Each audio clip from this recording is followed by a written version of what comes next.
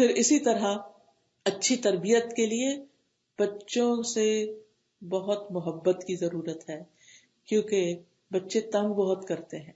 بچپن میں اور طرح کا تنگ کرنا ہوتا ہے، جب دانت نکالنے کی عمر میں آتے ہیں اور طرح تنگ کرتے ہیں، پھر جب بھاگنے دوڑنے لگتے ہیں تو کچھ اور طرح سے شرارتیں شروع کر دیتے ہیں، پھر جب پڑھنے لکھنے کا موقع آتا ہے، اس کی عمر آتی ہے تو اور طرح تنگ کرتے ہیں، پھر جب ٹین ایج میں پہنچتے ہیں تو کچھ اور کرتے ہیں، پھر جب شادی کرنے کا موقع آتا ہے تو کچھ اور طرح تنگ کرتے ہیں. تو یہ سارے مرحلے تکلیف دہ مرحلے، وہن نالا وہن پیدائش سے پہلے، اور پھر مشقت پہ مشقت ساری زندگی. ایک دفعہ ایک عورت جب ماں بن جاتی ہے تو ساری زندگی کے لیے بندھ جاتی ہے. اور پھر بہترین عورت کون ہے؟ صحیح مسلم کی روایت ہے، رسول اللہ صلی اللہ علیہ وسلم نے فرمایا، بہترین عورتیں اونٹوں پر سوار ہونے والی قریش کی نیک عورتیں ہیں جو اپنے چھوٹے یتیم بچوں پر سب سے زیادہ مہربان ہیں اور اپنے خاوندوں کے مال کی زیادہ حفاظت کرنے والی ہیں. یعنی جو ماں بچے سے بہت محبت کرے وہ اتنی ہی بہترین ہے. یہ ماں کی ایک خاص خوبی ہے. اگر ہر ماں کے اندر محبت ہوتی، لیکن افسوس یہ کہ کچھ ماں ظاہر ہی نہیں کرتی، پیار ہی نہیں کرتی بچوں کو، اٹھاتی ہی نہیں، ساتھ سلاتی ہی نہیں جب چھوٹے ہوتے، بچپن سے ہی الگ کر دیتی. نئے نئے فلسفے اور نئی نئی باتیں سیکھتے جاتے ہیں ہم، اور بچوں کو پہلے تو کاٹ میں سلاتے ہیں اور اس کے بعد دوسرے کمرے میں ڈال دیتے ہیں، اور ان کو ہم ڈسپلن کرنے کے نام سے اپنے سے دور ہی کر دیتے ہیں، اور پھر وہ دور ہی ہو جاتے ہیں، قلبی طور پر بھی اور فزیکلی بھی. پھر اسی طرح یہ ہے کہ بچوں پر مہربان ہونا بہت ضروری ہے، چاہے وہ کتنا بھی ستائیں، لیکن یہ ہے کہ ان کو اپنی شفقت، اپنی محبت اور کیئر، اور اس میں خاص طور پر ان کی ضروریات پوری کرنے کی فکر، جیسے ان کے کھانے کی فکر، ان کی خوراک کی فکر.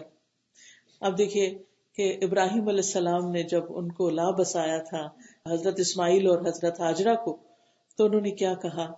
ربنا انی اسکنت من ذریتی بواد غیر ذی زرع عند بیتک المحرم ربنا لیقیموا الصلاة فاجعل افئدة من الناس تہوی الیہم وارزقہم من الثمرات لعلہم یشکرون.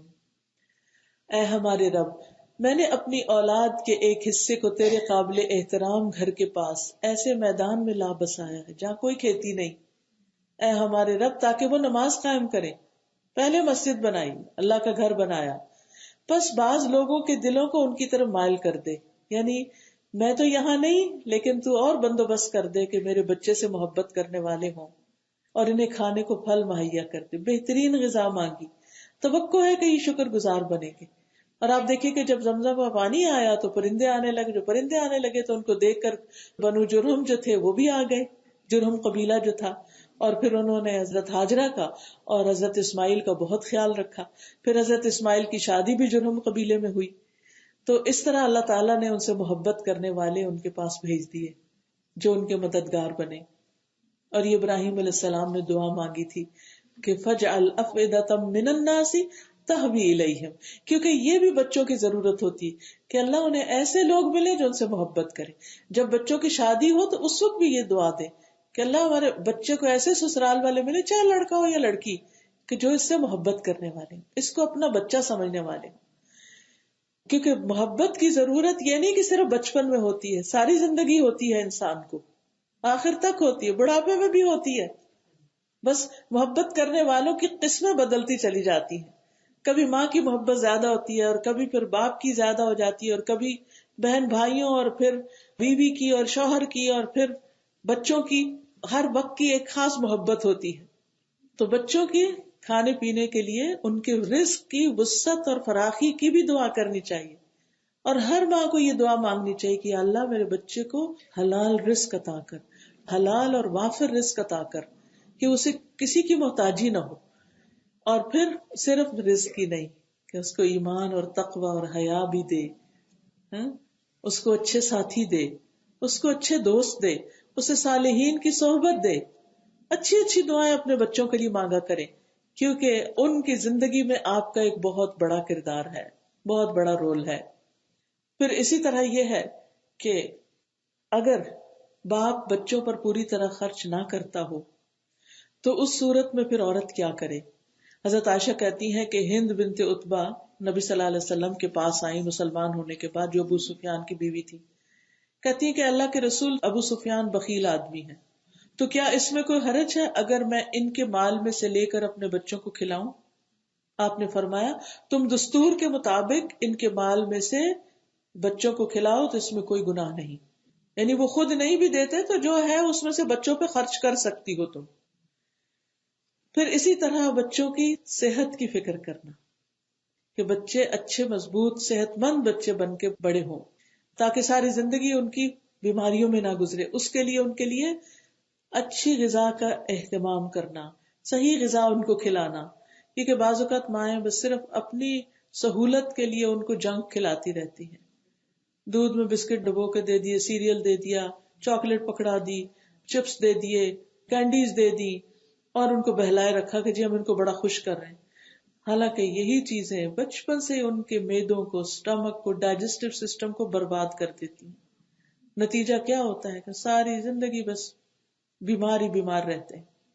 جس کا معدہ ہی ٹھیک نہیں، اس کے اندر قوت کہاں سے آئے گی، اس کو غذا کہاں سے لگے گی، اس کے اندر پھر باقی قوتیں کہاں سے آئیں گی. تو اس لیے ماں کو بچپن سے ہی بچے کو صحیح غذا دینی چاہیے. پھر اسی طرح جب بچیوں کی شادی وغیرہ ہو، آپ دیکھیے کہ افسوس یہ کہ ہمارے ہاں رشتے کا معیار کیا ہے، بچی دیندار بھی ہو لیکن دبلی پتلی ہو، سفید رنگ کی ہو. بچوں کی ڈیمانڈ یہی ہے، کچھ بچوں کی بھی ہے اور کچھ ہماری بھی دبی چھپی یہی ہے. تو اب آپ دیکھیے کہ اس کے نتیجے میں بچیاں شادی سے پہلے لازمن ڈائٹ کرتی کہ انہوں نے شادی کا ڈریس پہننا ہے بہت ہی اسمارٹ قسم کا، لہذا کچھ کھائے پیئیں گی نہیں.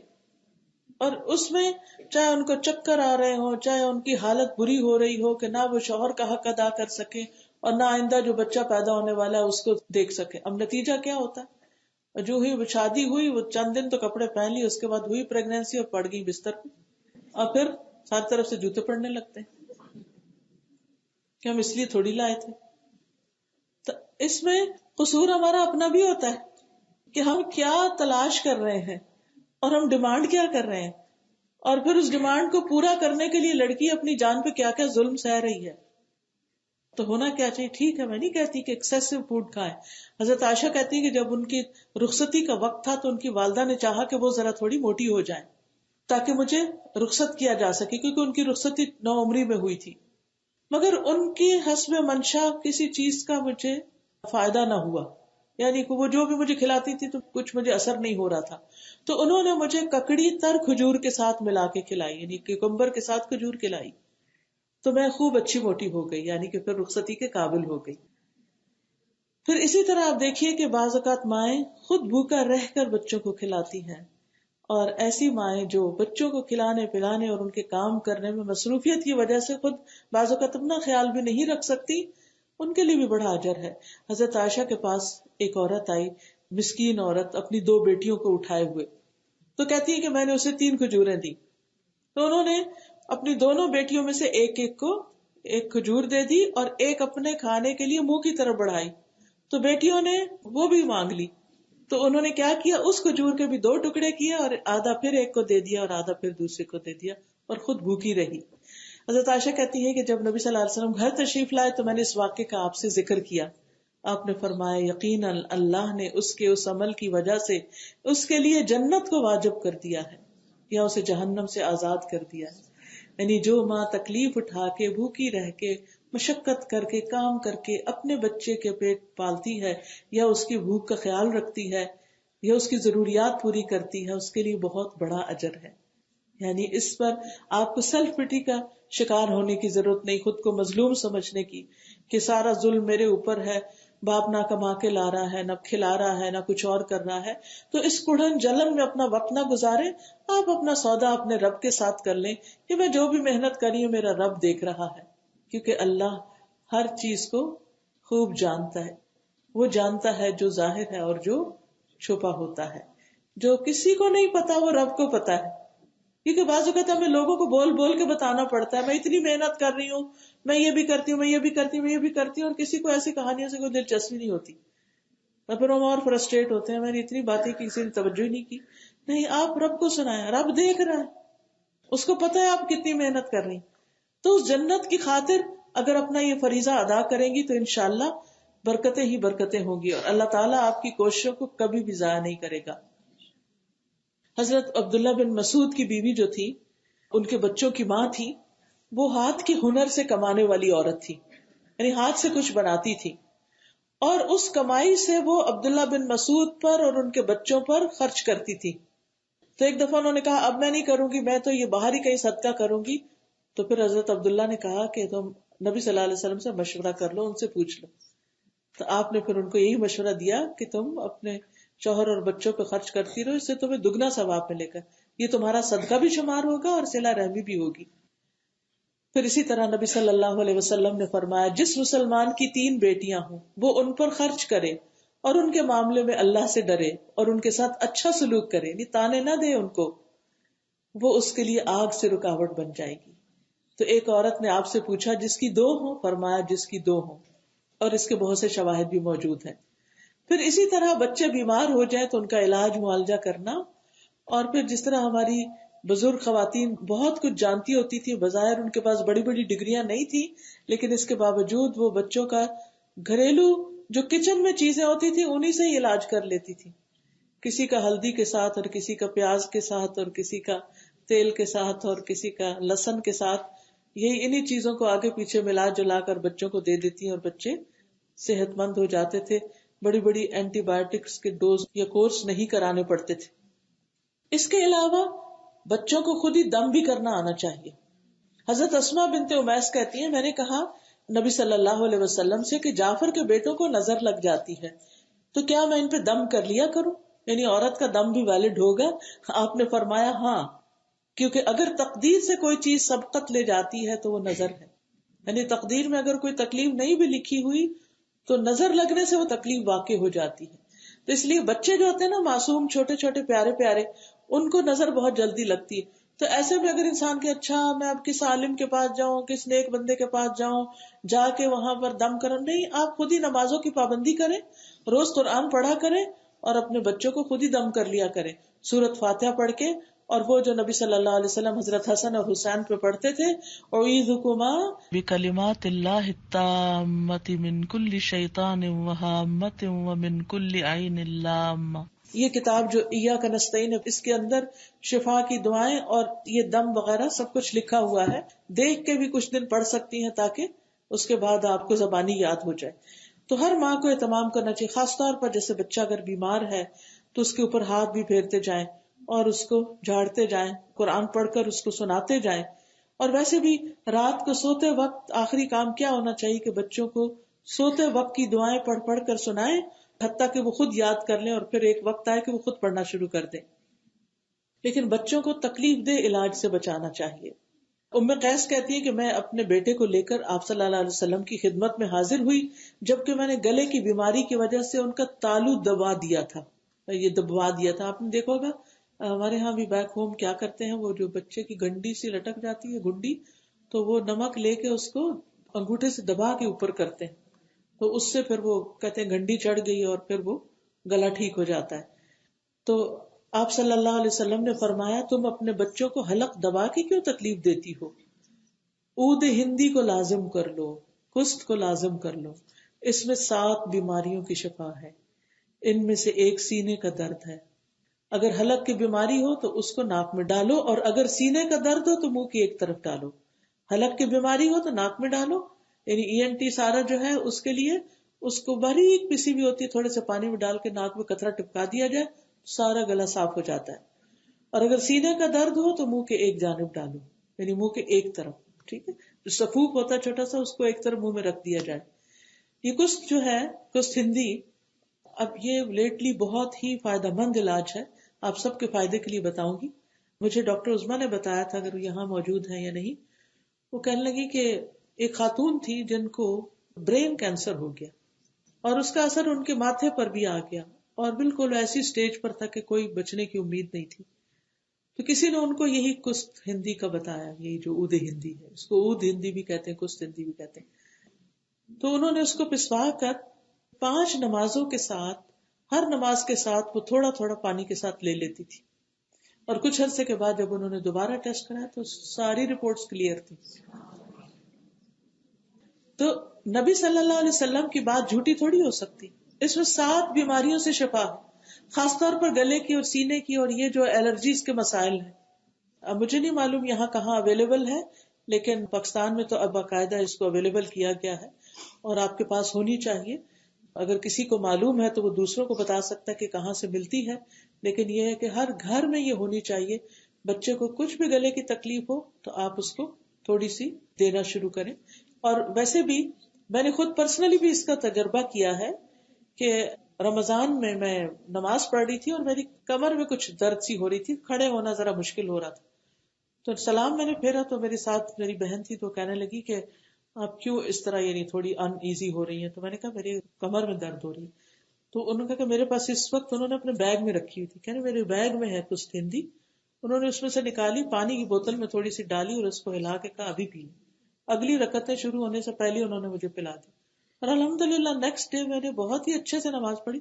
کچھ دن تک پھر میں اس کو لیتی رہی حتیٰ کہ وہ تکلیف اس جگہ سے ہٹ گئی. تو الحمدللہ اللہ نے ایسی چیزیں پیدا کی ہیں، جیسے حدیث میں آتا ہے نا، لِكُلِّ دَاءٍ دَوَاءٌ، ہر بیماری کی دوا موجود ہے، اللہ نے اتاری ہے. اللہ نے کوئی بیماری ایسی نہیں اتاری جس کے لیے شفا نہ اتاری. جس نے جان لیا اس نے جان لیا، جس کو نہیں پتا نہیں پتا، لیکن اللہ نے علاج اتارا ہے بہرحال.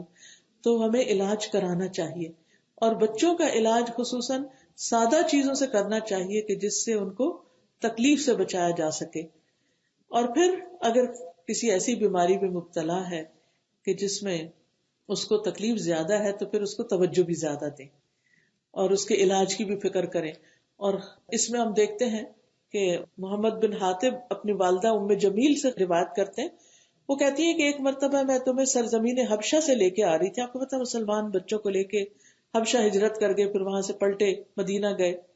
تو مدینہ منورہ سے 1 یا 2 راتوں کے فاصلے پہ میں رہ گئی، تو میں نے تمہارے لیے کھانا پکانا شروع کیا. اتنے میں لکڑیاں ختم ہو گئی. میں لکڑیوں کی تلاش میں نکلی تو تم نے ہانڈی اپنے اوپر گرا لی.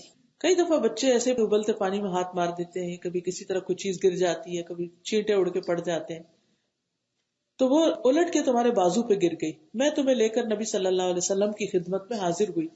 میں نے کہا یا رسول اللہ صلی اللہ علیہ وسلم، میرے ماں باپ آپ پہ قربان، یہ محمد بن حاتب ہے. نبی صلی اللہ علیہ وسلم نے اس کا حال دیکھا، اور ماں کہتی کہ انہوں نے تمہارے منہ میں اپنا لعاب دہن ڈالا، تمہارے سر پہ ہاتھ پھیرا، تمہارے لیے برکت کی دعا کی.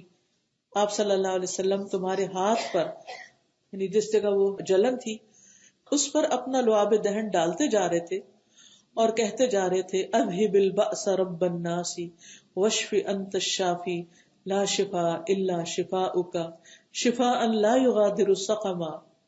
اے لوگوں کے رب، اس تکلیف کو دور فرما اور شفا عطا فرما، کیونکہ تو ہی شفا دینے والا ہے، تیرے علاوہ کسی کے پاس شفا نہیں ہے. ایسی شفا عطا فرما جو بیماری کا نام و نشان نہ چھوڑے. کہتی ہیں کہ میں تمہیں آپ کے پاس سے لے کر اٹھنے نہیں پائی تھی کہ تمہارا ہاتھ ٹھیک ہو گیا.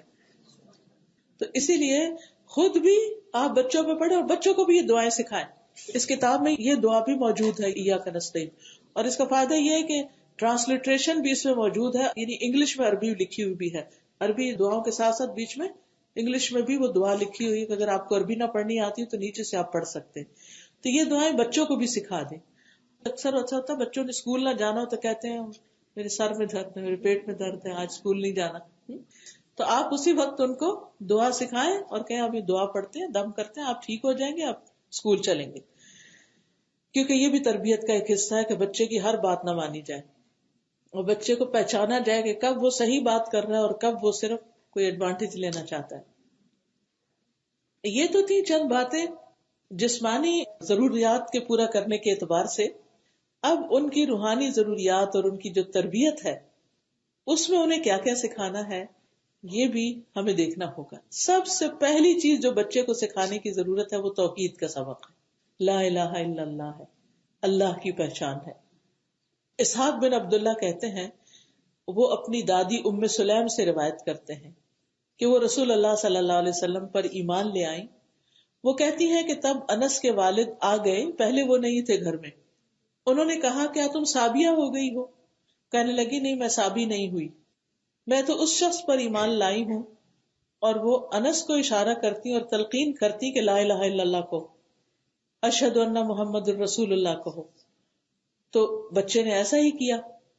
تو ام سلیم کو انس کے باپ نے کہا میرے بیٹے کو نہ بگاڑو، تو وہ کہتی کہ میں اس کو بگاڑ نہیں رہی، میں اس کو ایمان سکھا رہی ہوں۔ تو وہ جو مالک تھے انس کے والد، وہ مسلمان نہیں ہوئے تھے، اور پھر کہیں چلے گئے اور وہاں مارے گئے۔ تو اس کے بعد پھر ام سلیم نے ابو طلحہ سے شادی کی تھی، جس شادی کا مہر کیا تھا؟ ان کا اسلام، کیونکہ بہت مالدار شخص تھے اور ویسے اچھے اخلاق کے تھے۔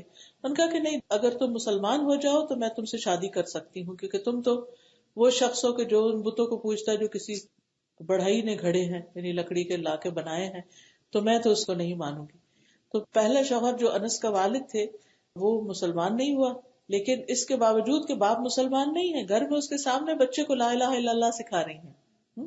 اور اس بچے کی قسمت میں پھر تھا کہ وہ نبی صلی اللہ علیہ وسلم کی خدمت کرے، اور جب مدینہ میں آئے تو وہ تقریباً 9-10 سال کے تھے، اور جب تک نبی صلی اللہ علیہ وسلم حیات رہے انس جو تھے وہ ان کے پاس بحیثیت خدمت گزار بچے کے رہے۔ اور حضرت انس کہتے ہیں کہ ان کی مائیں جو تھی، نانی، دادی، امی، خالہ، سب تلقین کرتی تھی کہ تم نبی صلی اللہ علیہ وسلم کی اچھی سی خدمت کیا کرو۔ تو یہ بھی ماؤں کا اصل میں ایک تربیت کا انداز تھا۔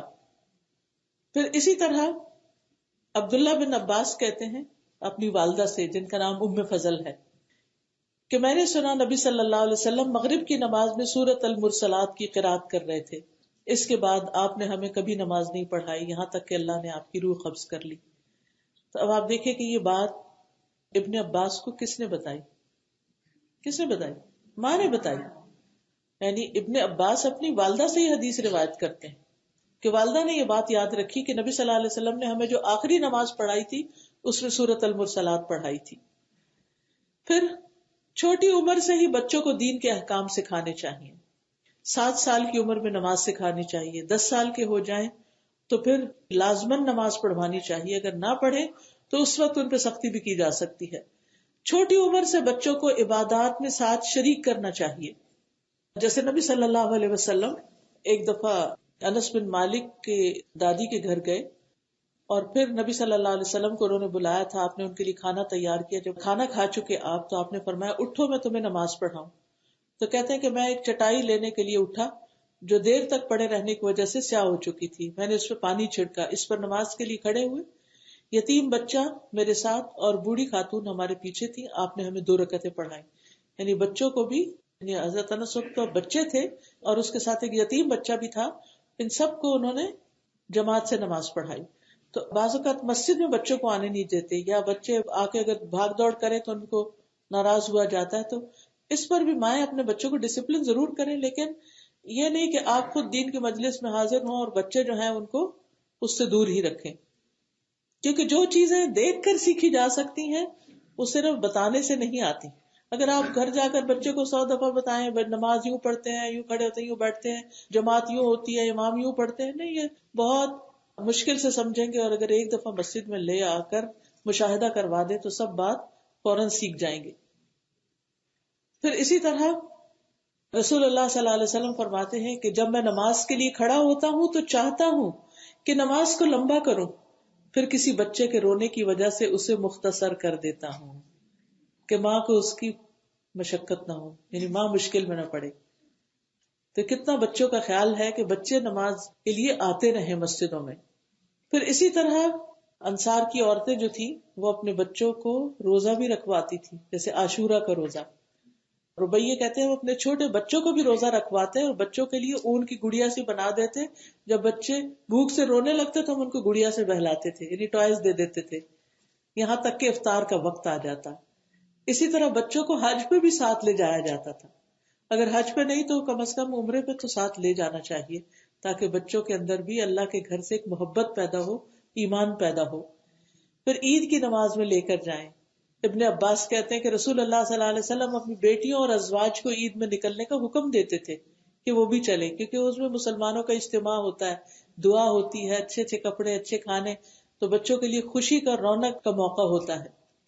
پھر بچوں کو رازداری سکھائیں کہ اس کی بات ادھر، ادھر کی بات ادھر نہ کریں. اور کچھ لوگ تو افسوس کے ساتھ یہ کہنا پڑتا ہے کہ بچوں سے تجسس کرواتے ہیں. اچھا جاؤ دیکھ کر آؤ وہ تمہارا بھائی کیا کر رہا ہے، جاؤ دیکھ کر آؤ تمہاری دادی کیا کر رہی ہے، اچھا وہ جو تم پھپھی کے گھر گئے تھے تو پھر انہوں نے کیا دیا تھا تمہیں کھانے کے لیے، اور کون کون آیا تھا وہاں پر. بچے معصوم، اور جس طریقے سے پوچھا جاتا ہے وہ سمجھتے ہیں بہت بڑا کام اور اس سے بڑی امپورٹنس ملتی ہے. پھر کوئی نہ پوچھے تو آ کر ویسے ہی خبریں دینے لگتے ہیں، پھر ساری زندگی کے لیے عادت پڑ جاتی ہے اس قسم کے تجسس کی. تو اس سے بھی بچنے کی ضرورت ہے. حضرت انس کہتے ہیں کہ رسول اللہ صلی اللہ علیہ وسلم میرے پاس تشریف لائے، میں بچوں کے ساتھ کھیل رہا تھا، آپ نے ہمیں سلام کیا، پھر مجھے کسی کام کے لیے بھیجا، پھر میں اپنی والدہ کے پاس دیر سے گیا. جب میں ان کے پاس پہنچا تو انہوں نے کہا تجھے کس چیز نے روکے رکھا؟ میں نے کہا مجھے رسول اللہ صلی اللہ علیہ وسلم نے کسی کام کے لیے بھیجا تھا. میری والدہ پوچھنے لگی انہوں نے کیا کام کہا تھا؟ میں نے کہا وہ راز کی بات ہے. وہ کہتی ہیں تم رسول اللہ کے راز کو کسی سے بیان نہ کرنا. کیا اچھی تربیت ہے. پھر اسی طرح اگر بچے کوئی غلط کام کر رہے ہوں تو پیار سے ان کی اصلاح بھی کرنی چاہیے. حضرت عائشہ نے دیکھا کچھ بچیاں جوان ہو گئی ہیں لیکن وہ دوپٹے کے بغیر نماز پڑھ رہی ہیں، تو آپ نے ان کو دوپٹے اوڑھنے کے لیے کہا. لیکن یہ نہیں کہ ڈانٹ ڈپٹ کے اگر مسجد میں دیکھے بچے کے سر پہ ٹوپی نہیں تو اس کو ناراض ہونا شروع ہو جائے، یا پہلی دفعہ کوئی بچے مسجد میں آئے تو ان کو طریقہ نہیں ابھی آتا تو ان کو ادھر ہی ناراض ہونا شروع ہو جائے. نہیں، پیار سے محبت سے اسمائل پاس کریں، ویلکم کریں. پھر اگر ان سے کوئی غلطی ہوتی ہے تو بعد میں آرام سے بٹھا کے سمجھائیں ان کو. پھر اسی طرح بڑی عمر کے بچوں کی بھی اصلاح کی ضرورت ہوتی ہے. ہم یہ کہتے نہیں اب تم ہماری رسپانسبلٹی نہیں ہو، تم انڈیپینڈنٹ ہو، خود کرو. نہیں، جب بھی جتنا بھی ممکن ہو. آپ دیکھیے کہ حضرت علی رضی اللہ عنہ اور حضرت فاطمہ رضی اللہ عنہ شادی ہو چکی ہے، ان کے اپنے بچے بھی ہو چکے ہیں، لیکن جب وہ غلام لینے کے لیے آتی ہیں تو کس طرح نبی صلی اللہ علیہ وسلم خود ان کے گھر جا کر ان کو تسبیحات سکھاتے ہیں. پھر ایک مرتبہ نماز کے لیے اٹھاتے ہیں، جب وہ نہیں اٹھتے تو پھر حضرت علی کہتے ہیں کہ جب اللہ چاہے گا ہمیں اٹھائے گا. تو آپ صلی اللہ علیہ وسلم واپس آتے ہیں اور کہتے ہیں انسان بڑا جھگڑالو ہے. تو شادی کے بعد بھی بچوں کے دین کی فکر کرتے رہنا چاہیے، اس کی خبر رکھنی چاہیے کہ وہ کیا کر رہے ہیں. حضرت ابراہیم علیہ السلام بھی جب واپس آئے تھے، حضرت اسماعیل کی شادی ہو چکی تھی، تو اس وقت ان کی بیوی سے ملاقات ہوئی جو کہ اپنے شوہر کی بہت سی شکایتیں کر رہی تھی. تو اس پر انہوں نے یہ میسج دے کے چلے گئے کہ جب میرا بیٹا آئے تو اسے کہنا کہ چوکھٹ بدل دو. پھر اسی طرح بچوں کی تربیت میں انہیں مارنے سے پرہیز کریں. مار پیٹ منع ہے، کیونکہ نبی صلی اللہ علیہ وسلم پیار اور محبت سے حضرت حسن اور حسین کو اپنی گود میں بٹھاتے تھے اور انہیں پیار کرتے تھے اور ان کے لیے دعائیں کرتے اور فرماتے اللہ میں ان سے محبت کرتا ہوں، تو بھی ان سے محبت کر. حضرت عائشہ کہتی ہے نبی صلی اللہ علیہ وسلم نے اپنے ہاتھ سے کسی کو کبھی نہیں مارا، نہ کسی عورت کو، نہ کسی بچے کو، نہ کسی خادم کو. ان تینوں کی عام طور پہ پٹائی ہوتی ہے، تو کسی کو نہیں مارا آپ نے کبھی بھی. یہ ہے ہمارے رسول صلی اللہ علیہ وسلم کی سنت جس پر ہمیں عمل کرنے کی ضرورت ہے. اور خصوصاً کبھی اگر غصہ آ بھی جائے تو چہرے پہ تو بالکل مارنے کی اجازت نہیں، اس کی ممانعت ہے، آپ نے منع فرمایا ہے. پھر اسی طرح یہ ہے کہ بچوں کی اچھی تربیت میں جھوٹ سے بچنا چاہیے. جھوٹ نہ بولیں، ان سے جھوٹا وعدہ نہ کریں. ایک دفعہ عبداللہ بن عامر کہتے ہیں میری والدہ نے مجھے بلایا اور کہا ادھر آؤ میں کچھ دوں تمہیں. تو رسول اللہ صلی اللہ علیہ وسلم ہمارے گھر میں تشریف فرما تھے. انہوں نے میری والدہ سے پوچھا تم کیا دینا چاہتی ہو؟ انہوں نے کہا میں اسے کھجور دینا چاہتی ہوں. تو آپ نے فرمایا اگر تم اسے کچھ نہ دیتی تو تم پہ جھوٹ لکھا جاتا. یعنی بچوں سے بھی جھوٹ نہیں بول سکتے اور جھوٹے وعدے نہیں ان کے ساتھ کر سکتے. پھر اسی طرح اچھی تربیت میں بچوں کے درمیان انصاف کریں. اگر کوئی ایک بچہ زیادہ بھی اچھا لگتا ہے نا تو بھی آپ اس کا اظہار بہت نہ کریں، دوسرے بچے کمپلیکس کا شکار ہو جائیں گے، احساس کمتری کا شکار ہو جائیں گے. آپ صلی اللہ علیہ وسلم نے فرمایا سووا بین اولادکم فی العطیہ، تحفہ دینے کے معاملے میں بچوں کے درمیان عدل کرو، جیسے تم پسند کرتے ہو کہ تمہارے ساتھ نیکی میں برابری کریں، تمہارے ساتھ حسن سلوک کریں. پھر اسی طرح ان کی تربیت کے لیے اگر کوئی بہترین انتظام ہو تو انہیں اپنے سے الگ کیا بھی جا سکتا ہے. جیسے حضرت مریم کی والدہ نے ان کو ہیکل میں چھوڑا تھا کیونکہ وہاں انہوں نے نظر مانی تھی اور پھر وہ عبادت کرتی تھی وہاں، اور انہی کی پرورش میں دی گئی. پھر اسی طرح بچوں کو دین کے لیے بھی وقف کیا جا سکتا ہے. حضرت انس کی والدہ نے جس طرح ان کو نبی صلی اللہ علیہ وسلم کی خدمت میں بھیجا یہ کہہ کر کہ میرا بچہ لکھنا جانتا ہے، آپ اس سے کام لیجئے. پھر اسی طرح بچوں کو نیک لوگوں کی مجلسوں میں لے جائیں، ان سے ملوائیں. اور جب آپ خود ایسے لوگوں سے محبت کریں گے تو بچے بھی کریں گے. لیکن اگر ماں باپ صرف امیر لوگوں سے ملنا چاہیں، صرف اسٹیٹس کانشیس ہوں، کسی اور جگہ نہ لے جانا چاہیں، تو بچوں کے اندر خود بخود وہ چیزیں ٹرانسفر ہو جاتی ہیں.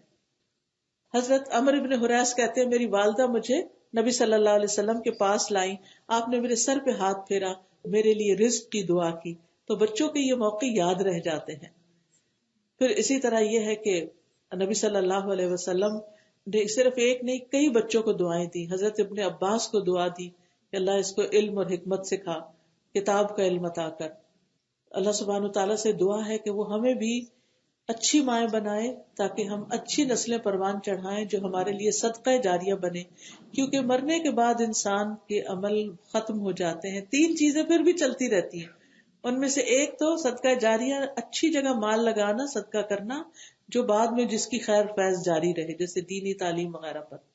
دوسرے نیک اولاد کی اچھی تربیت کرنا کہ جب وہ والدین کے لیے دعا کریں گے تو وہ دعا قبول ہوگی، ماں باپ کے درجات بلند ہوتے چلے جائیں گے جنت میں. اور تیسرا جو ہے وہ علم ينتفع به، ایسا علم جس سے لوگ فائدہ اٹھائیں. اگر آپ کے اپنے بچے نہیں ہیں تو اچھے شاگرد تیار کریں، اوروں کے بچوں کو تعلیم دیں، خوشی کے ساتھ والنٹیئر کریں، ان کی تربیت کریں. حضرت عائشہ کے اپنے بچے نہیں تھے لیکن انہوں نے کئی بچوں کو گود لیا اور پھر ان پہ خصوصی توجہ کی، ان سے محبت کرتی تھی. اپنے بھانجے کے نام پر اپنی کنیت رکھی ام عبداللہ. اور اس میں ہمیں اچھی ماؤں کی لائف ہسٹری جو ہے اس کا مطالعہ کرتے رہنا چاہیے. یعنی ایسی کتابیں پڑھیں صحابیات کی، ایسے لیکچر سنیں صحابیات کے بارے میں کہ ان کا کردار کیا تھا، تاکہ اس کی جھلک ہمارے اندر بھی آئے اور پھر ہم بھی اچھی مائیں ثابت ہوں. حضرت ہاجرہ کے ذکر میں نے آپ کے سامنے کیا کہ کس طرح وہ صبر کے ساتھ رہی، جس کی وجہ سے ان کے بیٹے کے اندر بھی وہ صبر آیا کہ جب انہوں نے آ کر کہا یا بنی انی ارا فی المنام انی اذبحک فانظر ماذا تری قال یا ابت افعل ما تؤمر ستجدنی ان شاء اللہ صابرا. حضرت اسماعیل نے اپنے والد سے سنا جب انہوں نے کہا اے میرے چھوٹے بیٹے، میں خواب میں دیکھتا ہوں بے شک میں تجھے ذبح کر رہا ہوں، تو کیا خیال کرتا ہے؟ اس نے کہا میرے باپ جو تجھے حکم دیا جا رہا ہے کر گزر، اللہ نے چاہا تو آپ مجھے ضرور صبر کرنے والوں میں سے پائیں گے. ایک بچے کے اندر ابھی چلنے پھرنے کی عمر، یہ بھاگ دوڑ 10-11 سال کی عمر تھی یا کچھ ایسی، اس عمر کو پہنچے تھے اور ان کے اندر اتنا صبر، کیونکہ انہوں نے صبر کی تربیت پائی تھی بچپن سے. صابر ماں کو سامنے پایا تھا جو راضی ہو گئی تھی صرف چند کھجوروں اور پانی کی ایک چھاگل پر کے اس کے ساتھ وہ ایسی جگہ رہے جہاں کوئی دوسرا انسان بھی نہیں. اسی طرح فرعون کی بیٹی کی جو کنگھی کرنے والی یا میک اپ کرنے والی تھی مشاطہ، وہ اور اس کے بچوں کا واقعہ بھی حدیث میں آتا ہے. مسند احمد کی روایت میں آتا ہے کہ نبی صلی اللہ علیہ وسلم جب معراج کی رات ایک جگہ سے گزرے تو کہتے ہیں وہاں سے بڑی بہترین خوشبو آئی. میں نے پوچھا جبریل یہ خوشبو کیسی ہے؟ انہوں نے کہا کہ یہ فرعون کی بیٹی کی کنگھی کرنے والی خاتون کی ہے اور اس کی اولاد کی. میں نے پوچھا کہ اس کا کیا قصہ ہے؟ انہوں نے کہا ایک دن یہ خادمہ فرعون کی بیٹی کو کنگھی کر رہی تھی، اچانک اس کے ہاتھ سے کنگھی گر گئی تو اس نے بسم اللہ کہہ کے اسے اٹھایا. فرعون کی بیٹی کہنے لگی کہ اس سے مراد میرے والد ہیں. یعنی اللہ کس کو کہہ رہی ہو؟ کیونکہ وہ کہتا تھا نا فرعون کہ میں ہوں رب العالی. اس نے کہا نہیں، بلکہ میرا تیرا تیرے والد سب کا رب یعنی اللہ. فرعون کی بیٹی نے کہا کہ میں اپنے والد کو یہ بات بتا دوں گی. اس نے کہا ضرور بتاؤ. فرعون کی بیٹی نے باپ تک یہ خبر پہنچا دی. اس نے خادمہ کو طلب کر لیا. جب وہ آئی تو فرعون کہنے لگا اے فلانا، کیا میرے علاوہ بھی تیرا کوئی رب ہے؟ اس نے کہا ہاں، میرا اور تمہارا رب اللہ ہے. یہ سن کر فرعون نے تانبے کی ایک گائے بنانے کا حکم دیا اور اسے خوب دہکایا، گرم کیا. اس کے بعد حکم دیا کہ اسے اور اس کی اولاد کو اس کے اندر پھینکو. تو اس نے کہا مجھے آپ سے ایک کام ہے. فرعون نے پوچھا کیا کام ہے؟ اس نے کہا میری خواہش ہے کہ جب ہم جل کر کوئلہ ہو جائیں تو میرے اور میرے بچوں کی ہڈیاں ایک کپڑے میں جمع کر کے دفن کر دینا فرعون نے کہا یہ تمہارا ہم پر حق ہے، ہم ایسے ہی کریں گے. اس کے بعد فرعون نے پہلے اس کے بچوں کو اس میں جھونکنے کا حکم دیا، چنانچہ اس کی آنکھوں کے سامنے اس کے بچوں کو ایک ایک کر کے اس دہتے تندور میں ڈالا گیا، یہاں تک کہ جب اس کے دودھ پیتے بچے کی باری آئی تو ذرا سی ہچکچائی. زیادہ پیار ہوتا ہے نا چھوٹے بچے سے. یہ دیکھ کر اللہ کی قدرت اور معجزے سے وہ بچہ بول اٹھا، اماں جان بے خطر کود جائیے، کیونکہ دنیا کی سزا آخرت کے عذاب سے ہلکی ہے. چنانچہ اس میں چھلانگ لگا دی. لیکن وہ تو ایک صرف بظاہر تکلیف تھی نا. کہتے ہیں کہ جس کی جان اللہ کی راہ میں جاتی ہے اس کو بس اتنی درد ہوتی ہے جیسے چیوٹی کے کاٹنے سے ہوتی ہے. اور جیسے وہ جو سورت یاسین میں آتا ہے نا کہ جس شخص کو لوگوں نے مار ڈالا تھا اس نے کیا کہا، یا لیت قومی یعلمون بما غفر لی ربی وجعلنی من المکرمین قیل ادخل الجنہ. ادھر انہوں نے مارا، ادھر انہوں جنت میں داخل کر دیا گیا. تو یہی حال اس کا ہوا. اور پھر نبی صلی اللہ علیہ وسلم کو ان کی خوشبو سنگائی گئی، کیونکہ نیک بندہ جب مرتا ہے تو اس کے پاس جو فرشتہ آتا ہے وہ خوشبودار کفن لے کر آتا ہے، اور کبھی کبھی وہ خوشبو زمین پہ بھی پھیلتی. امام بخاری کے بارے میں آتا ہے کہ ان کی قبر میں جب ان کو دفن کیا گیا تو اس قبر سے اتنی خوشبو آتی تھی کہ لوگ اس کی مٹی اٹھانا شروع ہو گئے. پھر لوگوں کو یہ ڈر پڑا کہ یہ تو ساری قبر ہی ننگی ہو جائے گی اگر لوگ اسی اعتبار سے مٹی اٹھاتے رہے. تو پھر بہرحال اس کے آس پاس جنگلہ کر دیا گیا. پھر اسی طرح ام سلیم جو ہیں حضرت انس کی والدہ، ان کا واقعہ تو بہت ہی زبردست ہے. کس طرح انہوں نے اپنے بچے کی وفات پر کیسا صبر کیا کہ شوہر سفر سے آیا، اس کو بتایا نہیں، کپڑے سے ڈھانک کے رکھ دیا. اس نے پوچھا کہ بچہ کیسا ہے، کیونکہ بخار میں چھوڑ کے گئے تھے. کہنے لگے پہلے سے بہتر ہے، حالانکہ بچہ بہت ہو چکا تھا.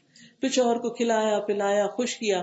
اس کے بعد کہا کہ دیکھو اگر تمہارے پاس کوئی امانت رکھے اور پھر وہ لینے آ جائے تو کیسے دو گے؟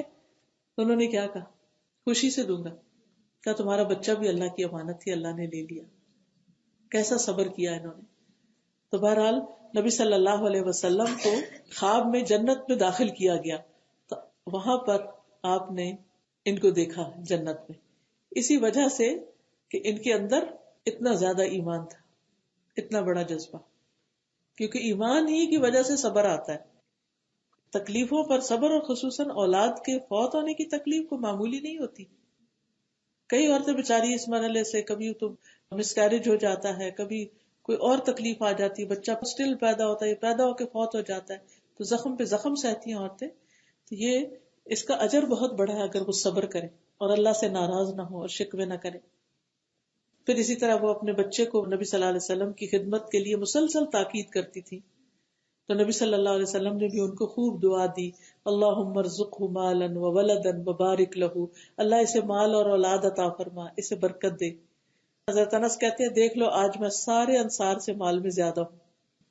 ان کے 120 بچے، یعنی بچے بچے کو بچے ان کی زندگی میں فوت ہوئے، یعنی اتنے زیادہ ان کی نسل پلی پھولی. پھر اسی طرح ام فضل جو تھی ابن عباس کی والدہ تھی. آپ کو معلوم ہے کہ حضرت عباس تو مسلمان نہیں ہوئے تھے لیکن ام فضل ہو گئی تھی. اور پھر حضرت عبداللہ بن عباس جو تھے ان کی تربیت ان کی والدہ نے ہی مکہ میں رہ کر کی تھی، کیونکہ وہ کمزور تھی، ہجرت نہیں کر سکتی تھی.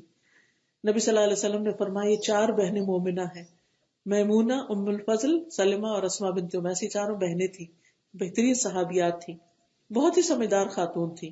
جب انہوں نے یہ جاننا چاہا کہ نبی صلی اللہ علیہ وسلم حج کے دن عرفہ کے دن روزے سے ہیں کہ نہیں، تو انہوں نے دودھ پیش کیا کہ اگر پی لیا تو ہمیں پتہ چل جائے گا، پوچھنے کی ضرورت ہی نہیں ہے. پھر اسی طرح نبی صلی اللہ علیہ وسلم نے ابن عباس کے پیدا ہونے سے پہلے ہی ان کے پیدائش کی خوشخبری ان کو دے دی تھی اور ان کے لیے دعا کی تھی اللہم فقہہ فی الدین. تو یہی وجہ ہے کہ اسلام میں ماں کی جو خدمت ہے اس کو لازم قرار دیا گیا اور اس کا بہت زیادہ حق رکھا گیا، باپ کے مقابلے میں بھی 3 گنا زیادہ. اور پھر خرچ کرنے کی ابتدا ماں سے کرنی چاہیے، کیونکہ ماں کے ایک دن کا بھی بدلہ چکایا نہیں جا سکتا. اور ماں کے ساتھ نیکی جو ہے وہ کبیرہ گناہ معاف کرنے کا سبب بنتی ہے. اگر کسی کی کوئی گناہ ہو گیا ہو، ایسا حرام کام ہو گیا ہو، تو اس کے لیے وہ کیا کرے، ماں نہیں تو خالہ سے حسن سلوک کرے. اور پھر یہ ایسا عمل ہے کہ جو جنت میں پہنچانے والا ہے. اس کی وجہ سے انسان کے درجات بلند ہوتے ہیں. اور پھر ماں چاہے مسلمان نہ بھی ہو پھر بھی اس کے ساتھ اچھا سلوک کرنا چاہیے. یعنی اس کے ساتھ صلہ رحمی کرنی چاہیے، اس کی عزت احترام کرنا چاہیے.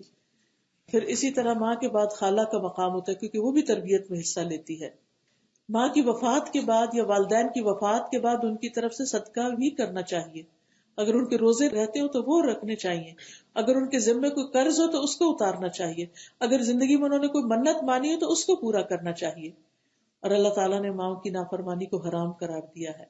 اور اگر ماں سے کبھی کوئی بھولے میں غلطی ہو جائے تو اس کو نشر نہیں کرنا چاہیے، رسوا نہیں کرنا چاہیے، اس پہ پردہ ڈالنا چاہیے.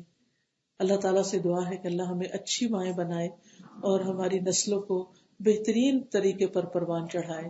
وآخر دعوانا ان الحمد للہ رب العالمین. سبحانک اللہم وبحمدک اشہد ان لا الہ الا انت استغفرک واتوب الیک.